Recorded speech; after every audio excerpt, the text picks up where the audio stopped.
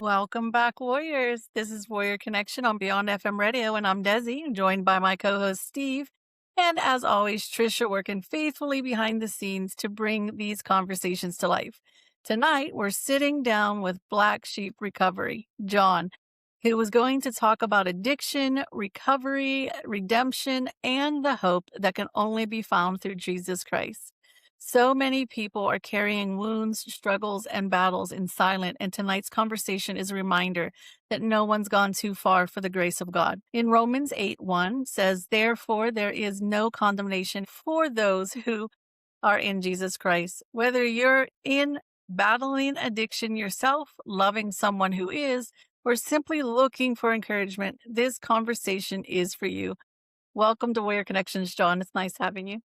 It is nice being here. Thank you for inviting me. It's a blessing to be here. Thank you so much, Destiny and Yeah. Stephen. So, Absolutely. John, we met at Outreach at the Beach, Yes. and you and Spirit, we kind of was piggybacking off of your system there. So, just a little bit about your background for those that don't know or haven't heard of Black Sheep Recovery and yourself. Tell us a little about yourself. Sure. So Black Sheep Recovery Warfare was born out of some very tragic events that I can get into later. But what we do is we take people into the studio and we have them share their stories of how they were lost in the darkness of addiction, like I was for over 30 years, and how Jesus Christ stepped in and pulled them out of that darkness and into the light like he did for me almost 6 years ago. Two of the scriptures that I based the ministry off of are obviously Revelation 12:11, and which we stand 10 toes down on, but that they will overcome by the power of their testimony and the blood of the Lamb. And Acts 26:18 that says to open their eyes so they may turn from darkness to light and from the power of Satan to God, and then they will receive forgiveness for their sins and be given a place among God's people who are set apart by faith in me. So that's what we do in that side of the ministry is we collect testimonies and we put them out to the world. Pretty much just kind of like what you guys do at what we're doing right now. Yeah. So, John, why the name Black Sheep Recovery? Where did that come from? So that was a lot of confirmation from the Lord when he laid it on my heart to start collecting these testimonies. After I got out of prison, I got heavily active in the recovery community, and I started witnessing these powerful testimonies at all these different meetings I was going to. And so I knew that the Lord wanted me to put these stories out there for the world to hear, and he kept over a period of time, 3 or 4 different scenarios happened that revolved around the term black sheep. Mm. One time in particular, one of our leaders did a lesson at one of the meetings, and the title of it was the black sheep. And a couple days or a few days after that, a buddy of mine saw somebody on the side of the road that had a flat tire, so we stopped to help, and it ended up being a friend of his. And he had a hat on that had a patch on it that had a black sheep on it that said black sheep. And then there was a couple other ones, but the main one that sticks out the most was it was Easter Sunday 4 years ago. My pastor was doing his Easter sermon, and it was out of Isaiah 53. And if you look at my logo, in the bottom left side, it says Isaiah, and the bottom right side says 53. But I think it's might be the English Standard Version, or it might be, no, it's the Message. It's the Message translation. The last 2 words of Isaiah 53, which is prophesying the Lord's crucifixion, was that, and I don't have it in front of me, but I don't want to butcher it, but it says, in all of his travail, he took on all the sin of the world, and he did this all for the black sheep. And it's the only translation I've ever seen the term black sheep. So it was right then in that moment that I knew that it was going to obviously be called Black Sheep. And I felt like the Lord was telling me that's the name of it. So we had just added recovery for the recovery end of it, and warfare for the spiritual warfare part of it, that that comes along with not just addiction, but all of the darkness. So So, what was your life like before your recovery? And it was chaotic. It was a lot of chaos. That it was 30 years. That started when I was around 12 years old. I was about the age I had my first beer with my grandfather, which was innocent. Back in the late 80s, it was very common, for the young men of the family to drink, have a little bit with the older men or whatever. But, at that age, you don't know anything about generational curses, and you don't know anything about addictive personalities and those things. And from first sip, I loved it. And so by the time I was 17, I'd already experimented with marijuana, cocaine, crystal pills. And that was before I was even out of the house, So I mean, so I was in full on addiction and rebellion for, almost all of my life, really. There were periods in there where, I would sober up for just a little while just to make everybody around me happy, shut people up, whatever. I even tried to escape by joining the military, and that didn't help. I barely made it a year and a half before I got kicked out of the Navy for a cocaine problem and an alcohol problem and another incident that involved, I don't want to get too grave, but one of the high-ranking officers' daughters, and Oh, she was partying, that kind of thing. So that didn't last long. And then I ended up at that point, I was on the West Coast. So I've done drugs all over the United States. I've lived all over the United States. I've had a lot of different jobs, just kind of bounced around. Landed in Atlanta for a while, New Orleans for a while, Memphis, Nashville, Oklahoma, not far from where Kelly Kay lives. So yeah, that's how my life was. I was a drug addict. Yeah. wow. So, what specific moment in your life did you realize that something had to change for you? Well, if I have to skip to the end of it, I'd ended up on the needle. The last, I steered clear. I steered clear of the needle for the most part throughout my entire addiction. But I got out of jail. I was in and out of jail a lot, for a lot of misdemeanor stuff and stuff that would only keep you in there for 3 to 6 or 9 months. Nothing serious. But one time I got out of jail and I didn't have too many places to go. I'd done burned every bridge with almost all of my family members, friends, all that stuff. I done made everybody mad. But my little sister never gave up on me. She always had a place for me. I always had a place for her. And this particular time I got out, I ended up where she was at. And she was up front. I hadn't seen her in almost a year because I'd been locked up about that time. But when I got there, she was up front with me. She said, "I'm just going to go ahead and tell you that I'm using heroin now, and I'm shooting it." We had shot things before, like the Laudits and things like that, but never that extreme. But she was now a heroin addict, and she was up front about it. And she made me promise that I wouldn't do it because she knew my addictive personality, and she knew it would end up killing me. And well, that's the worst thing she could have said to me. Well, her exact words were, "You're going to love it and it's going to kill you." And all I heard was, "You're going to love it." And it wasn't too long after that, probably a few days before I'd had that in my arm. And that went on for quite some time. And that's when I started ODing. I don't know how many times I OD'd. I can't count how many times I woke up in a bathtub, with freezing cold water coming from the shower head or being slapped across my face, open hand, backhand, to get me to wake up, or Narcan or ERs, or just don't know. But I know that my sister, Amanda, she broke my sternum 3 different times to save my life. And that's what sent me to rehab, because it was her tears. That last time she barely, I don't know how, I mean, it was, the grace of God, but she got me back, and I don't know how long I'd been out. But, it was her tears that kind of woke me up, I think, because we were really all we had left of each other. But our parents had passed away. We didn't know where our older sister was at the time. We were pretty much kind of, she was off doing her own thing. She was in addiction also. And at that time, we were just kind of going from motel to room to motel to trap house to trap house. And that was normal for us. I mean, it was just, it was normal. But it was her tears. And she begged me to go. And I went, but I wouldn't go until she detoxed off of heroin also, because I was terrified that I would lose her, that I would lose her.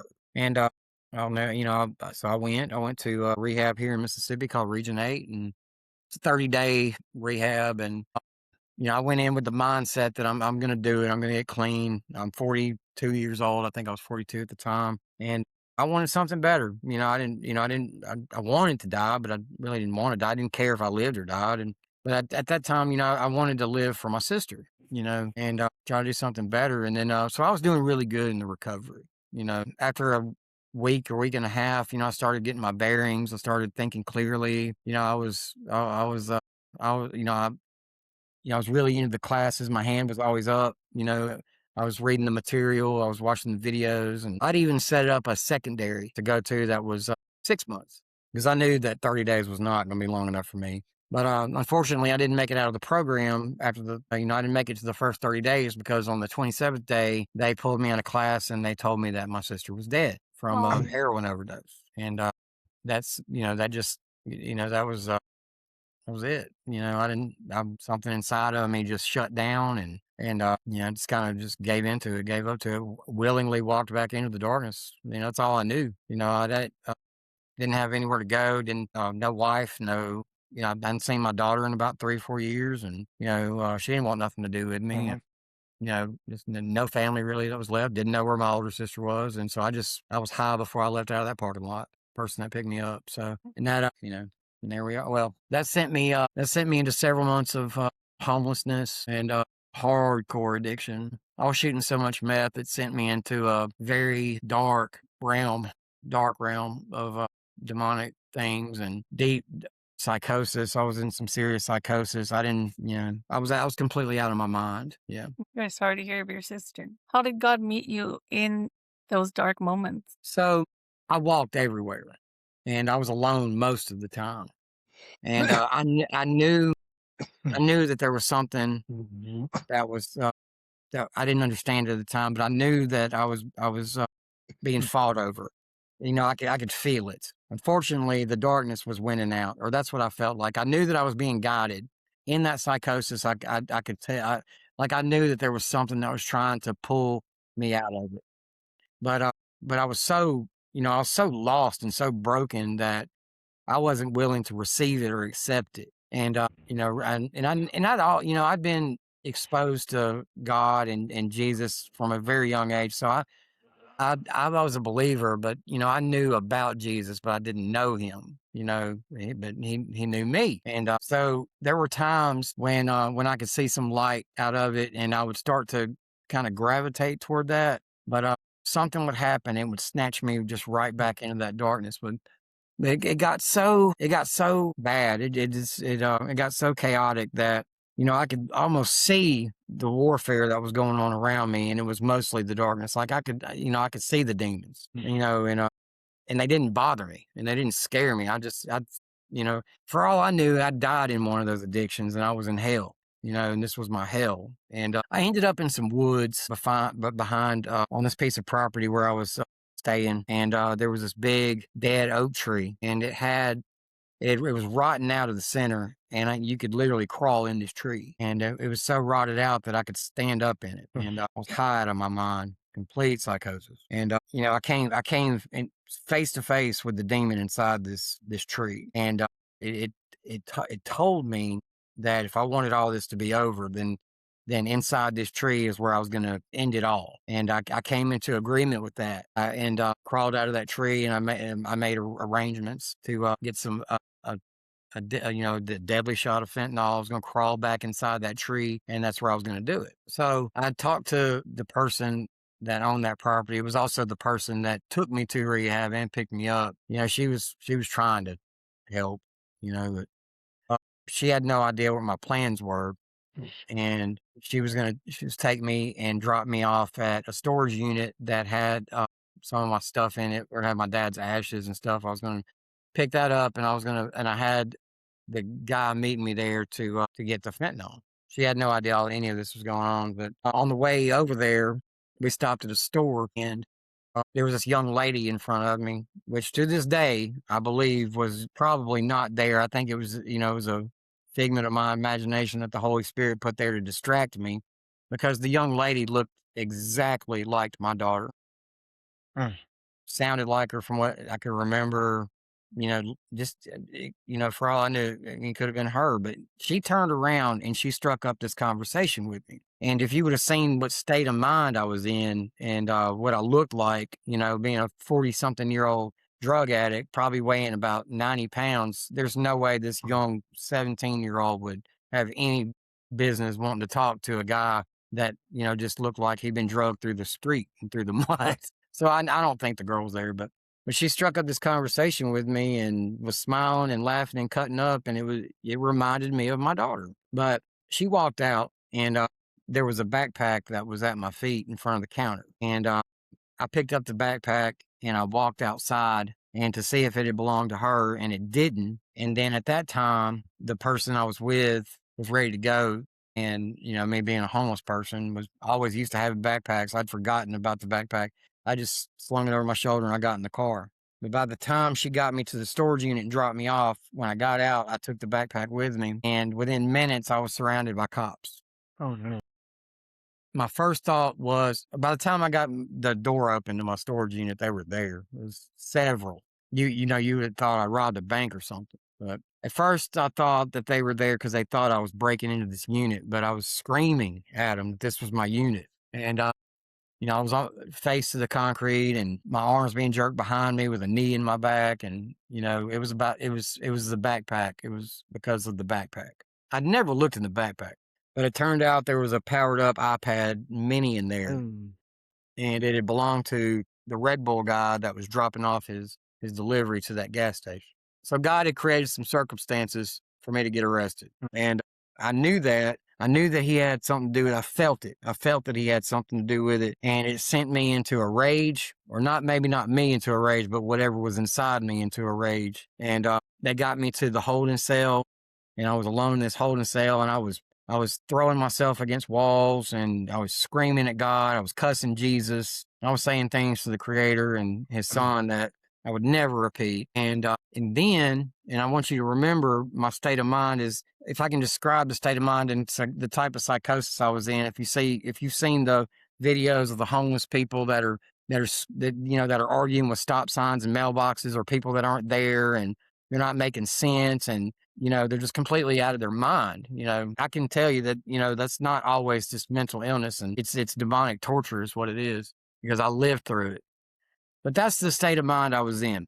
So I'm cursing God, and I think that subconsciously I was trying to get him, to have a heart attack, an aneurysm, anything to take me out. But instead of that, he showed up. He showed up in the holding cell. And when he did, of course, it's every knee will bow. You don't have a choice. You're on your knees with your face to the floor when you're in when you're in the presence. And so I'm face down. I'm on my knees, face down on the concrete in this holding cell. And then I felt arms, literal arms wrap around me, and I was being held. And I knew that it was Jesus that was holding me. I know for a fact it was. It's just, you just know. And I don't know how long it lasted, but if that's what eternity feels like, then I can't wait. It's going to be awesome.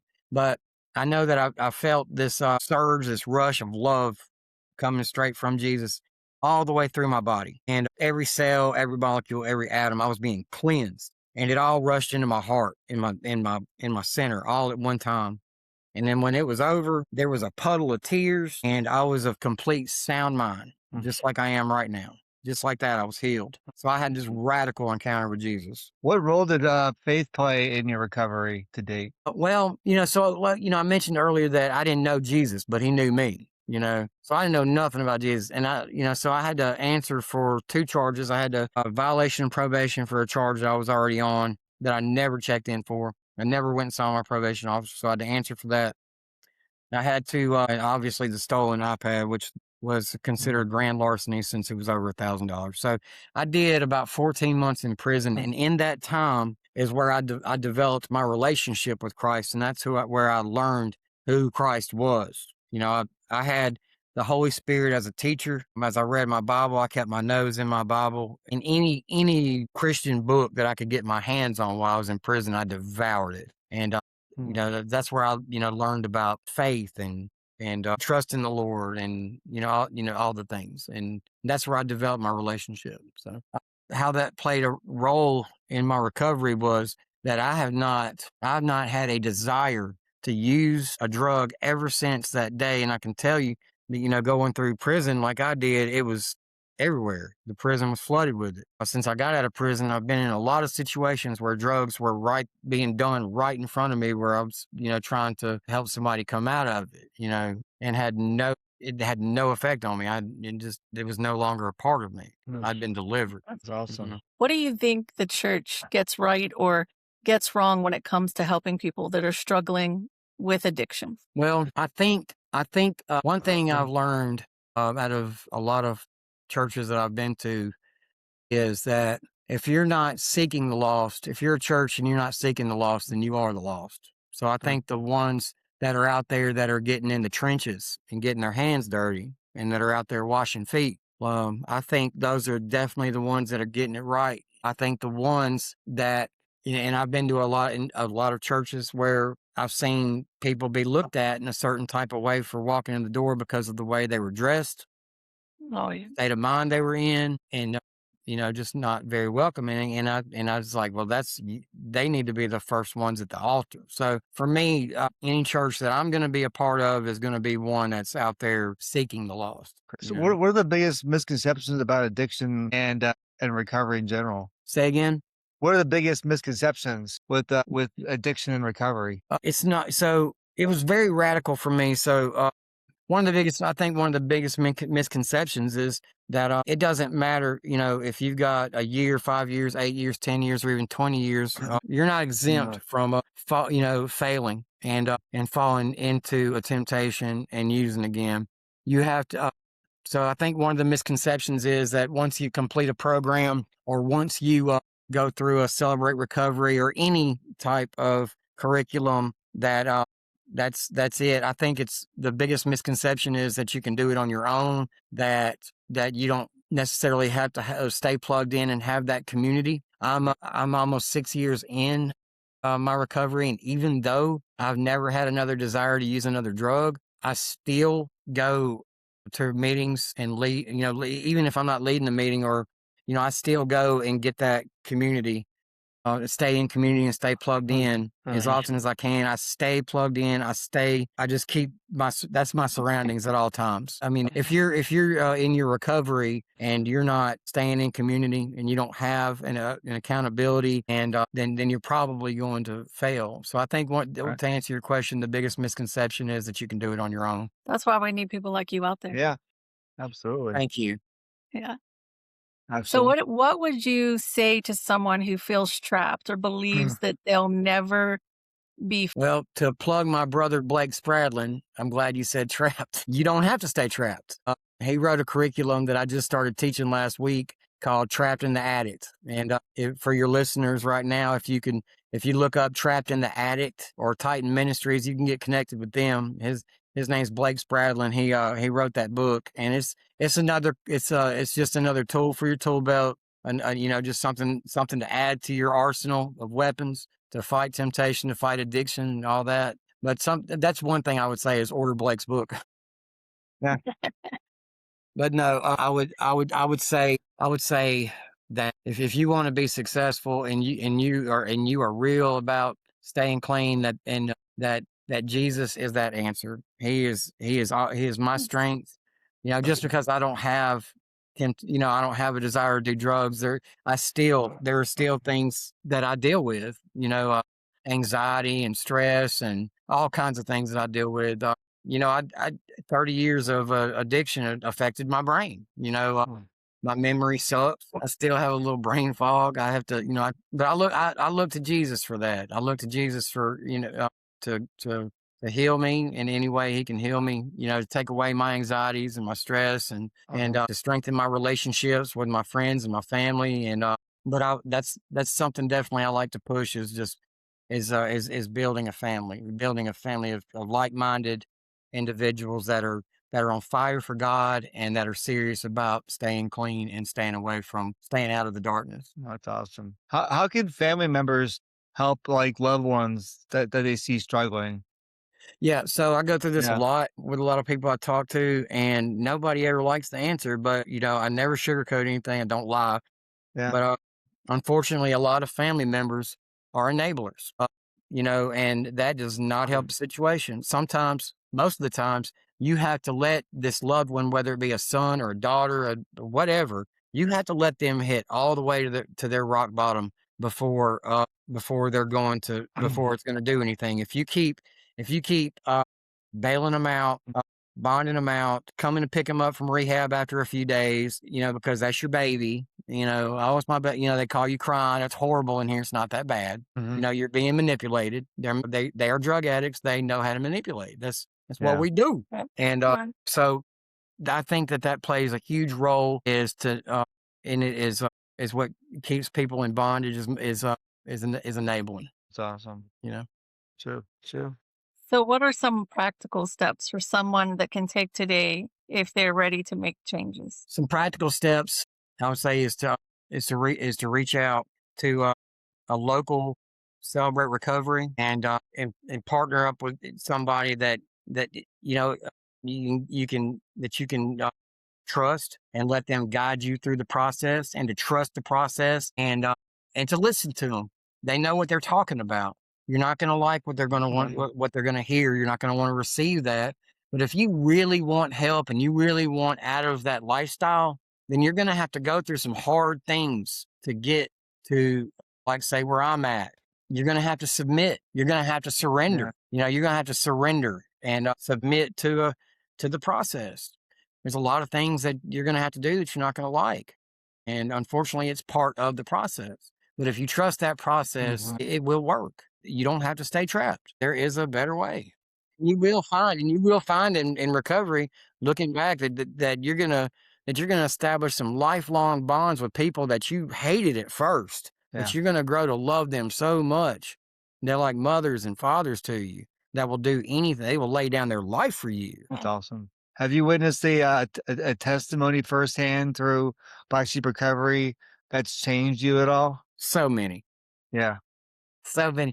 We get messages all the time from all over the country. We're being downloaded in places like China and Japan and the United Kingdom, Australia. And, we get emails and messages all the time about how this particular clip or this episode or this specific guest had the same story they did. And they learned so much from that episode that they followed that blueprint. And now they're 6 months clean and serving, and walking with Christ. We get things like that. Yes, I've awesome. heard and seen so many. Yes, it's my favorite absolute thing. Does one stand out to you in particular that you'd like to share? Recently, the first one that comes to mind is a guy named Bobby Griffin. Let's see if I got it right. Bobby Griffin. He reached out to me about 2 years ago and said he saw an episode, and he sent me a message on TikTok, and he just wanted prayer. And it was for something specific. And I typed out a prayer in that TikTok message. And I'll be honest, and he responded, but I went, as the days went on, I didn't hear anything back. So I forgot about it. And then I guess about a month ago, he reached out and he wrote this book. It's called When God Whispers, One Man's Journey from Struggle to Surrender by Bobby Griffin. So I don't know if you can see that. But if you're listening, and I want to give a big shout out to Bobby Griffin. We now talk on the phone, and he's a brother. He's a friend. He's moving from Michigan to Florida, so he'll be closer. I'm going to try to do an episode with him soon. But the name of the book is When God Whispers, One Man's Journey from Struggle to Surrender. I believe it's on Amazon. Just Google the book. You should be able to find it. And I read it cover to cover, and it is awesome. So he sent me a letter with it, and I don't have that in front of me. But, Monica, my co-host, and I, just from that, what I'm saying is just from that prayer that I sent him in a TikTok message, he said in the letter, really kind of helped him write this book. And now he's got a book out that's changing lives. So, that's one of the more recent ones, So tell us a little about your team. Okay. So I have Tina Newton. She is my assistant. Black Sheep would fall apart without her. She keeps my calendar. She keeps me accountable. She does everything. She's the glue and the backbone. I have a lot of Black Sheep that will drop what they're doing for me just to be a part of anything that we got going on. I got Robbie Faircloth, Amber Thomason. She's on my board. Kosha and her daughter Kayla. Justin Yates is my brother. I met him in addiction. He was actually the first Justin's person. Wild. Yeah, Justin. You met Justin. Yeah. Yes, So he I was met at Outreach Justin. too. Justin was one of the first persons I met after my sister died. And it was in a trap house motel, one of the last places my sister was seen alive. And I met this dude. He's like, they referred to him as John the Baptist. He's like John the Baptist now. It's just wild. He's wild hair. He would wear a camel hair vest if he had one. He probably does eat locusts dipped in honey. I know he goes through probably about a pint of honey a day. And that is a fact. He does go through about a pint of honey a day. It's crazy. But the thing is like, so when I met him, we were rolling the bowl together and he would not shut up about Jesus. He wouldn't shut up. And I couldn't get him to shut up. I was like, dude, I do not want to hear about Jesus right now. I'm sitting here, I'm here to do drugs. I'm not fixing to be sitting here sinning and talking about Jesus. And he wouldn't shut up about Jesus. But what he was doing was he was planting seeds in me, or right, the Holy Spirit was planting seeds in me then that were taking root that would grow later. And and we separated for quite some time before I went to prison. And while I was in prison, the Holy Spirit spoke it to me that as soon as I got out, I had to find Justin. And I did find Justin. And we've been like peanut butter and jelly ever since. It's fun. He's a nut. And what about sometimes I want to strangle him, but you know, You left. well, she's the star of the show. Spirit. Spirit. Come here, baby. That's the best part of the team. So Spirit has been my she don't want to jump up here right now. But Spirit has been my my ride or die since she came into my life. And she came into my life at just the perfect time. And it's really a crazy story about her too. When the same motel, there was this prostitute that was there, and she had these 2 dogs. And Justin and I would walk these dogs for her. They were puppies, and they were little pit mix puppies. And I got super attached to this one in particular because it got attached to me. And I had it in my head that this girl was going to give me this dog because she knew what had just happened to Amanda. She knew Amanda. She knew I loved this dog. I was just waiting for her to tell me I could have the dog. And the dog got sick, and she gave Justin and I the money to take it to the vet. We got this dog to the vet, and I held this dog all the way there. And Justin being Justin, he's like, hey, man, we got to pray for this dog, man. If you want this dog to live, we got to pray for it. And I'm like, man, I don't know how to pray. I know how to do drugs, though, But I did. I put my hands on the dog, and I said, dear, Father, just don't let this dog die, And so we got to the vet, and they wouldn't let the dog go inside because it ended up having parvo. But they brought medicine out to administer to this dog. And I was holding this dog while they're giving it the medicine. And this poor thing, they sent us home back with some medicine. And a few days later, the dog died. And that was just another breaking point for me. And I was like, Justin, I was like, yeah, see, I told you, that prayer stuff don't work. He's like, I don't know, man. It's like, maybe it was that, just God's will, man. This is how Justin was. But the girl ended up just leaving the dog in the bathtub in that room, and she bailed and went to another hotel or something. And then I'll fast forward to about 3 years later, even through prison, all that, I never forgot about that dog. It was a little black dog. It had a white chest, and I would tell God at night, I was like, whenever you see fit, whenever the time is right, I really like another little black dog, just like that dog. And 3 years later, I signed a lease on a house, and I moved in, and I never talked about that dog with anybody. Yeah, that was something between the father and I. Justin knew about the dog, but we never talked about it since. No. We hadn't talked about that dog since then. And then out of the blue, man, my buddy called me, and he said, hey, man, and I was actively myself. I was just kind of looking at, rescue, for little black dogs. And nobody knew that I was actively looking for a dog. And he called me out of the blue, and he said, hey, man, my daughter found these 2 dogs on the side of the road. 2 dogs. Huh. We were able to rehome one of them. Do you want to take the other one? He said, I ain't going to lie to you. We've had 3 people pick this dog up, but all 3 have brought her back. And they were like, she's not bad. All she does is cry. Huh. She just hides under bed. She won't come out. She's scared. And I said, well, send me a picture of the dog. And he sent me a picture, and it was the same dog. It was a little black pit mix with a white chest. And I knew that was my dog. So him and his daughter brought the dog over that night. And his daughter put that dog in my arms, and she locked eyes on me, and I locked eyes on her. And man, I'm telling you, she'll be 4 years old this November. And she's definitely she's very special. You'd think she went through advanced training dog. No, but she listens immediately. Yeah, she understands English. Like, I don't think she's a dog. She came that way. Like, yeah. There was like little no effort to train her to do anything. She will not let me out of her sight. She goes everywhere with me. She goes to work with me. She goes to the studio with me. She goes to the events with me. she had, God did what he did. I think he took that dog at that time, and the way he did was because he knew he was going to give it back to me later, Right. because he knew what that dog meant to me, Yeah. I know it sounds crazy, but I mean, you can't. I mean, if God if God can split a sea, if God can close the lion's mouth, if God can heal the blind, if he can make the deaf hear, if he can resurrect a child, he can definitely Yeah. send the same dog back to me. I Yeah. strongly Absolutely. believe that.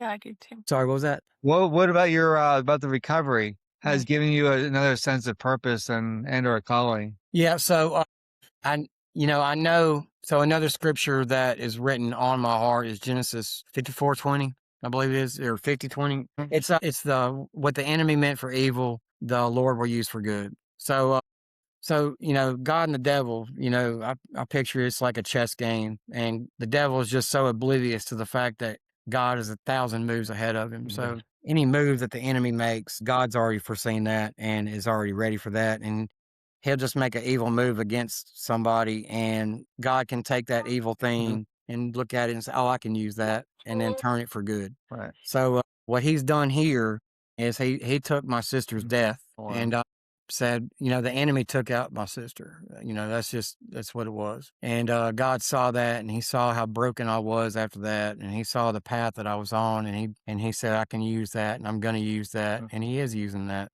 So I know that my sister walked into the arms of Jesus that day because she did have a relationship.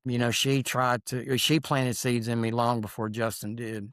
When she did some prison time, and when she got out, she was on fire for Christ. And unfortunately, that didn't last but about a year, and she fell back into some old habits, and it cost her life. But God took what the enemy meant for evil and he used it for good. And I hope that answered your question. Yeah. That's Absolutely. awesome. So, what's God currently doing through your ministry? So the subject came up when we were doing our first early episodes of what Black Sheep was going to do to help the community. And two things immediately came to mind. One of them was I wanted to be able to help families that were suffering the loss of a loved one through overdose, pay for funeral expenses, because when I came out of rehab, I had no money. I had no means to make money, and unfortunately, my nephew and his aunt had to pick up that tab, and they didn't have a lot of money either, so that was hard. So I'd like to be able to do that. But another thing was I wanted to help people in recovery get their teeth fixed through, with dentures, because I struggled with my smile all my life. I eat long before the drugs took my smile. I always had a jacked up smile. I had very bad crooked teeth. I had what I call summer teeth, and some are up here, some are down here, some are. It was it was very jacked up, and then when I got into the drug use, they started falling out, of course, eventually, or I'd have to pull them, and then it was just my whole mouth, top and bottom, was so infected that I couldn't even eat. I just don't understand how the infections in my gums and in my mouth didn't kill me if the drugs didn't. It's nothing but God. But I've been on this 3-year journey with my dentures, and I finally have a smile. Yeah. So whereas for most of my life, I always had a thick beard, to hide my mouth. I would eat in a way that you couldn't see inside my mouth. I would talk in a way where you couldn't see my mouth inside my mouth. I would position the microphone in the studio like right here, where you couldn't see inside my mouth. And now I don't have to do any of those things. My confidence has gone through the roof. I'm always smiling. I'm showing these things off. I even tell people they're fake. I don't care. But we were just able to bless somebody with their own smile. She last month, her name is Amy Cyril. Last month, she had all of her teeth pulled, and she had just as bad as mouth as I did. And she had the remaining teeth she had pulled through the same dentist, and she made her first set of dentures. And we're in the process right now of raising the money to pay for those dentures. So we're planning a fundraiser right now to raise those funds. We've already got, I think, we've raised about $700 so far toward the balance. And I'd like to do this 3 or 4 times a year, or even more, a dozen times a year. I'd like to have a whole wall of smiles at my studio, to show before and afters, because this has changed my life. And I know that it's changed Amy's life already. She's only had them for a month, and she's always done live Bible studies on Facebook, but now she's changed so much. It's changed her life completely. So that's what that's another thing that the Lord is doing through Black Sheep Recovery is restoring smiles. How can our listeners help you reach those goals for the team? So you can email me at blacksheeprecoverywarfare@gmail.com if you'd like to make a private donation. We take checks. We do Cash App at $ Black Sheep Recovery. We do Venmo at Black Sheep Recovery 4311. We have PayPal. I think all of these are listed on our website. You can visit blacksheeprecoverywarfare.com.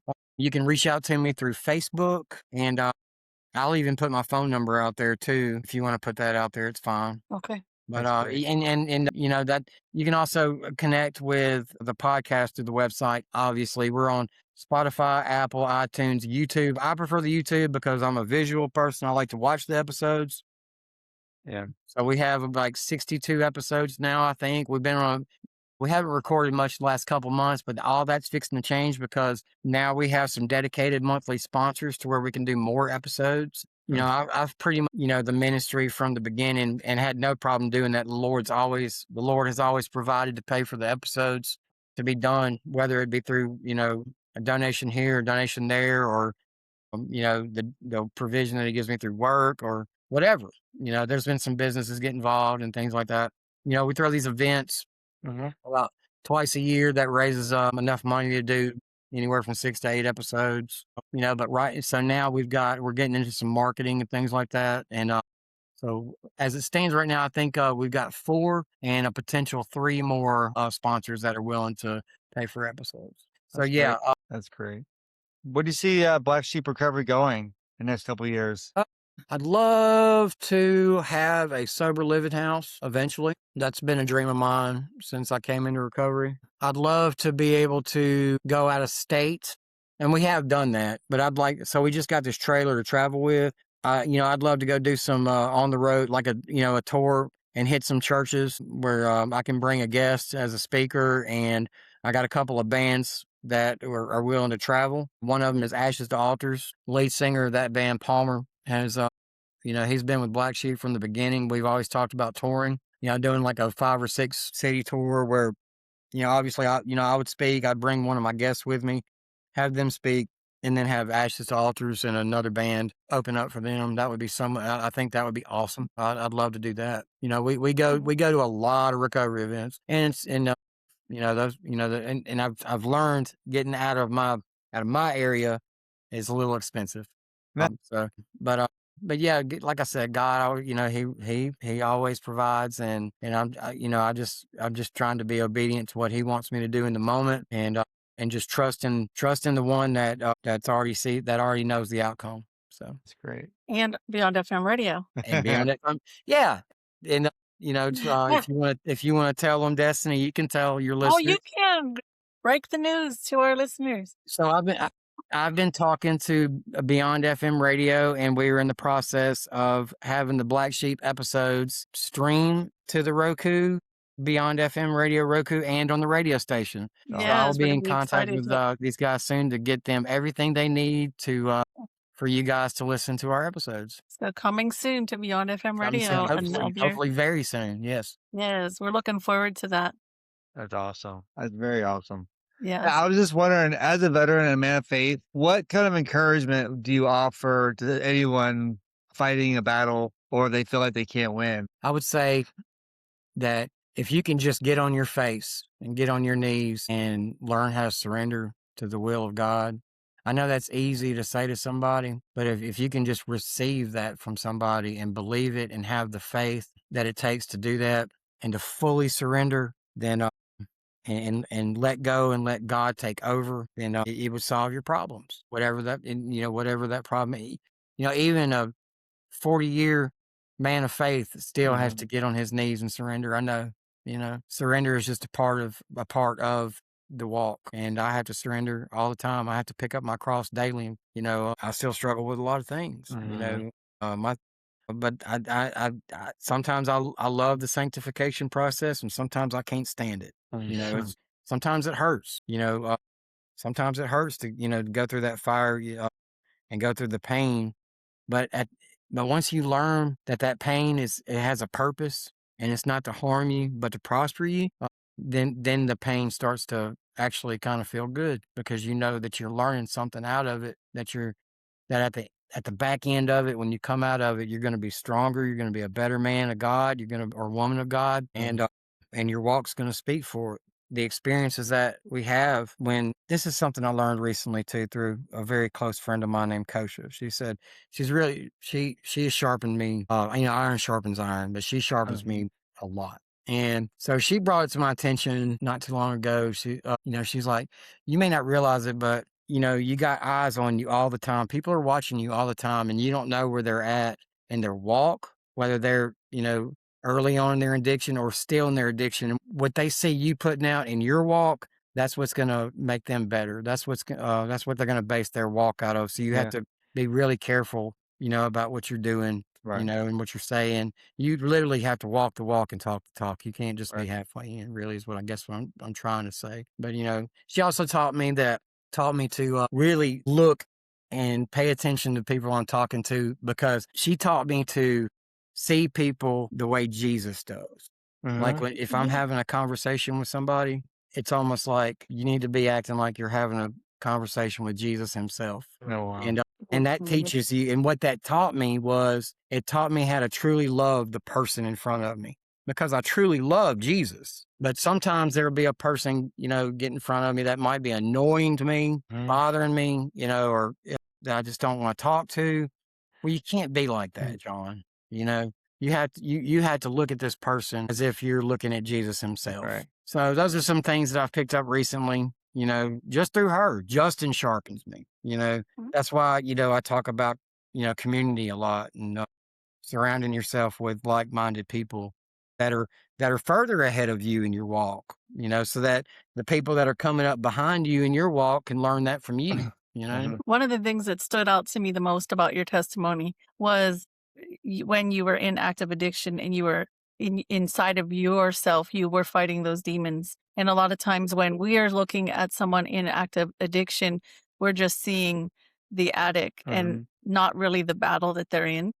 So let me describe that for you. Okay. So imagine being in the back seat of a car. Okay. And in the front seat of the car, and in the driver's seat and the passenger seat is Satan driving and one of his demons riding shotgun. And you have no control of anything that's going on from the back seat. That's what the inside of your brain is like. That's what it's like being an addict and on the inside. When you submit to Jesus, it's almost like Jesus snatches open the driver's side door, snatches Satan out, snatches the demon out, gets in the driver's seat, invites you into the passenger seat, and says, "Let's ride." That's the best way I can really describe it. Because when you're in that state of mind, you obviously have to take accountability for the decisions that you made because you chose to do the drugs. Right. But I did a lot of things to a lot of people that I would have never done if I'd been in my right mind. I hurt a lot of people, but I did choose to do those drugs. But from there on, I didn't have full control over my decision-making process. The enemy did. Right. Well, I know your story is incredible, and you're going to help people that no one else ever could and plant seeds that no one else ever can. Thank you. So is there any final encouragement that you would give someone who's listening right now who feels hopeless tonight? I would say, just like, I'll just say it again. If you're really in a space where you are broken, you're hopeless, you have nowhere to turn, and you are sick of being sick, and you're just sick of fighting, and you're sick of your situation, then you're going to have to get on your knees and cry out to Jesus. He is listening. He's with you. He's been with you the whole time. He's been watching. He's been right there side by side with you, waiting on you to reach out to him. But the only thing that Jesus asks of us in return is relationship. That's what Jesus wants. He just wants a relationship with his creation. And he created you. And he gave us free will so that we could choose him. He didn't want to create a bunch of robots that automatically loved him. Yeah. So so sometimes he has to supernaturally step in like he did for me. Unfortunately, it's not always like that. So if you're in that space and you're done with it, then just call out to him because he is listening. He's always listening and he's always with you. Perfect. Amen. Amen. Thank you so much for joining us tonight. It's been a pleasure. Thank you for sharing your heart and your testimony.